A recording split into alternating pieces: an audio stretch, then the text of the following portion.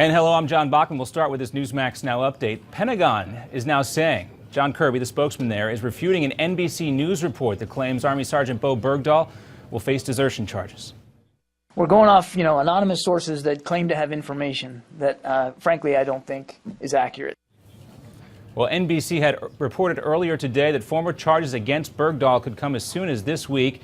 Bergdahl, you might remember, disappeared from his military base in Afghanistan back in 2009 and was traded for 5 high-ranking Taliban members last year. Many of his platoon mates have since labeled the 28-year-old as a deserter. The Army recently conducted an investigation into the case and sent the findings to a U.S. general to decide whether to charge the Army sergeant. Trey Gowdy, the chairman of the House Select Committee on Benghazi, is blaming the Obama administration for stalling on the investigation into the 2012 attacks at the U.S. diplomatic compound. That killed U.S. Ambassador Chris Stevens, as well as 3 others.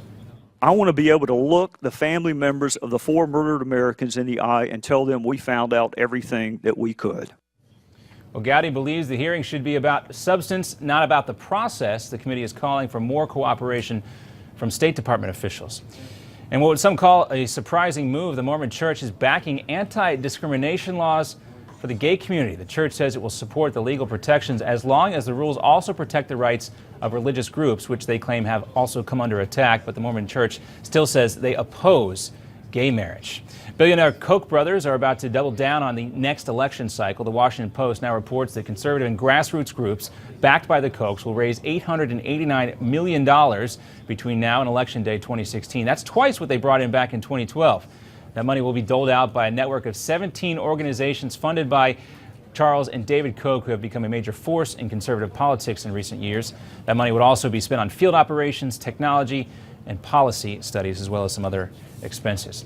The New England Patriots were able to avoid the blizzard, but there's no escaping Deflategate. Fox Sports is reporting that the NFL is focusing now on the Patriots' locker room attendant. Sources say there is surveillance video showing the employees taking the footballs in question from the referee's locker room to another room before bringing them out onto the field. Patriots owner Robert Kraft continues to defend his players and his organization and has a message for the NFL. Is not able to definitively determine that our organization tampered with the air pressure in the footballs, I would expect and hope that the league would apologize to our entire team. Well, the Patriots were front and center today at Super Bowl Media Day at US Airways Center in Phoenix, Arizona. Of course, everybody's still talking about those footballs. And a pilot abandons his single-engine plane in the middle of the Pacific Ocean. If you haven't seen this video, take a look. That parachute pops out, brings the plane back to ground. I'll try to get that to you coming up. But let's get started with this special edition of the Steve Malzberg Show.